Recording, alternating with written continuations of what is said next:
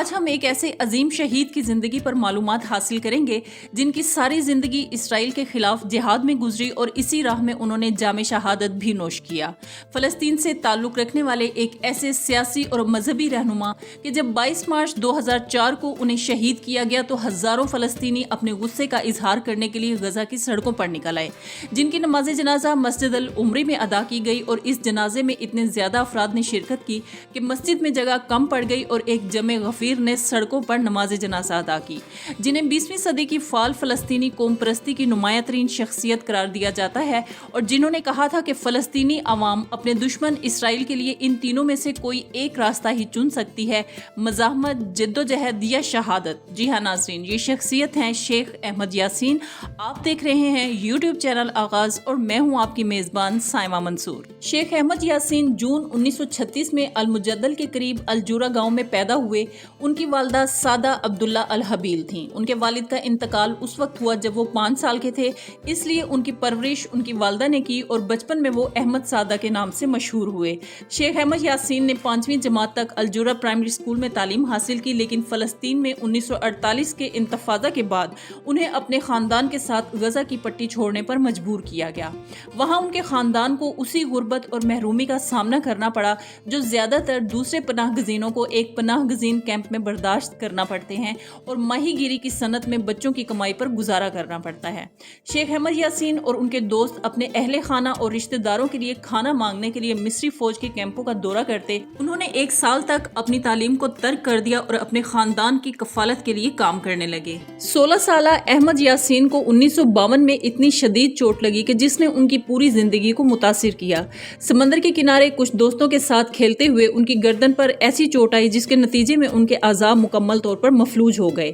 امام شافی secondary school اور الرمل school سے انہوں نے اپنی ثانوی تعلیم مکمل کی اور قاہرہ کی الازہر یونیورسٹی میں داخلہ لیا، لیکن خرابی صحت کی وجہ سے وہاں پر تعلیم حاصل کرنے سے قاصر رہے، لہٰذا گھر پر رہتے ہوئے فلسفہ، مذہب، سیاست، سماجیات اور معاشیات پر عبور حاصل کر لیا۔ ان کے پیروکاروں کا خیال ہے کہ ان کے دنیاوی علم نے انہیں غزہ کی پٹی میں ایک بہترین اسپیکر بنا دیا تھا۔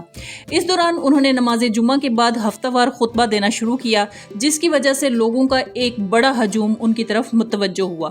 برسوں کی بے روزگاری کے بعد غزہ کے ایک ایلیمنٹری اسکول میں عربی زبان کے استاد کی پوسٹ مل گئی۔ ہیڈ ماسٹر محمد الشوا کو ابتدائی طور پر شیخ احمد یاسین کی معذوری کی وجہ سے کچھ تحفظات تھے، بہرحال بعد میں الشوا کے مطابق شیخ احمد یاسین نے اچھی کارکردگی کا مظاہرہ کیا اور پڑھنے والے ذہین بچوں میں اپنی مقبولیت میں اضافہ کر لیا۔ ان کے تدریسی طریقوں نے والدین میں ملے جلے رد عمل کو جنم دیا، کیونکہ شیخ احمد یاسین اپنے طلبہ کو ہفتے میں 2 بار اضافی مسجد آنے کی ترغیب دیتے تھے۔ باقاعدہ ملازمت سے شیخ احمد یاسین مالی طور پر مستحکم ہو گئے اور انہوں نے اپنی ایک رشتہ دار حلیمہ یاسین سے 1960 میں شادی کر لی۔ شیخ احمد یاسین اخوان المسلمون کی فلسطینی شاخ کے قیام میں سرگرم عمل تھے۔ 1973 میں شیخ احمد یاسین کی طرف سے غزہ میں اسلامی فلاحی تنظیم مجمع الاسلامیہ کا قیام عمل میں آیا اور 1969 میں اس تنظیم کو اسرائیل نے تسلیم کر لیا۔ 1987 میں شیخ احمد یاسین نے عبدالعزیز الرتیسی کے ساتھ مل کر حماس کی بنیاد رکھی۔ حماس کو اصل میں فلسطینی اخوان المسلمین کا نیم فوجی ونگ بھی کہا جاتا ہے، لہٰذا وہ اس کے روحانی رہنما بن گئے۔ 1999 میں شیخ احمد یاسین کو اسرائیل نے گرفتار کر لیا اور مبینہ طور پر فلسطینی ساتھیوں کے قتل کا حکم دینے پر عمر قید کی سزا سنا دی۔ 1997 میں شیخ احمد یاسین کو اسرائیلی جیل سے اردن میں اسرائیلی موساد کے ذریعے حماس کے رہنما خالد مشعل کے قتل کی ناکام کوشش کے بعد اردن کے ساتھ ایک معاہدے کے تحت رہا کر دیا گیا۔ شیخ احمد یاسین کو موساد کے 2 ایجنٹوں کے بدلے میں رہا کیا گیا تھا، جنہیں اردنی حکام نے گرفتار کر رکھا تھا، اور وہ بھی اس شرط پر کہ اسرائیل کے خلاف خودکش بم حملوں کی کال جاری رکھنے سے گریز کریں گے۔ نیو یارک ٹائمز نے ان کی خرابی صحت کے بارے میں بتایا کہ حماس کے روحانی رہنما شیخ احمد یاسین اسرائیل کے ہاتھوں رہائی کے بعد غزہ میں اپنے گھر واپس آ گئے ہیں اور اس وقت وہ اتنے کمزور ہیں کہ کسی اور کی مدد کے بغیر وہ کچھ کھا پی بھی نہیں سکتے۔ اپنی رہائی کے بعد شیخ احمد یاسین نے حماس کی قیادت دوبارہ شروع کی اور فوری طور پر اسرائیل پر حملوں کے لیے اپنے مطالبات کو دہرایا۔ خودکش بم دھماکوں سمیت مختلف حربے استعمال کیے گئے اور اس طرح اپنی رہائی کی شرط کی بھی خلاف ورزی کی گئی۔ انہوں نے فلسطینی اتھارٹی کے ساتھ تعلقات برقرار رکھنے کی بھی کوشش کی، یہ خیال کرتے ہوئے کہ دونوں گروہوں کے درمیان تصادم فلسطینی عوام کے مفادات کے لیے نقصان دہ ہوگا۔ شیخ احمد یاسین کو اتھارٹیز نے وقفے سے گھر میں نظر بند بھی کیا، لیکن ان کے حامیوں کے طویل مظاہروں کے بعد انہیں بالآخر رہا کر دیا جاتا۔ شیخ احمد یاسین نے 2003 میں ایک سربراہی اجلاس کے نتائج پر تنقید کی اور اس گروپ نے ابتدا میں اسرائیل کے ساتھ عارضی جنگ بندی کا اعلان کر دیا۔ تاہم جولائی 2003 میں یروشلم میں حماس کی ایک بس پر خودکش بم حملے میں 21 افراد کی ہلاکت کے بعد جنگ بندی ختم ہو گئی۔ اسرائیلی فوج نے جوابی کارروائی میں حماس کے 2 ارکان کو ہلاک کر دیا۔ 6 ستمبر 2003 کو اسرائیلی فضائیہ کے ایک F-16 نے غزہ شہر میں ایک عمارت پر کئی میزائل داغے۔ شیخ احمد یاسین اس وقت عمارت میں موجود تھے لیکن بال بچ گئے۔ اسرائیلی حکام نے بعد میں تصدیق کی کہ شیخ احمد یاسین اس حملے کا ہدف تھے۔ ان کے زخمیوں کا علاج غزہ شہر کے شفا ہسپتال میں کیا گیا۔ شیخ احمد یاسین نے میڈیا کو جواب دیتے ہوئے کہا کہ آنے والے دن یہ ثابت کریں گے کہ یہ قاتلانہ پالیسی حماس کو ختم نہیں کر سکتی۔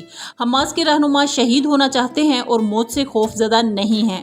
جہاد جاری رہے گا اور مزاحمت اس وقت تک جاری رہے گی جب تک ہمیں فتح حاصل نہیں ہو جاتی، ورنہ ہم شہید ہو کر فتح حاصل کریں گے۔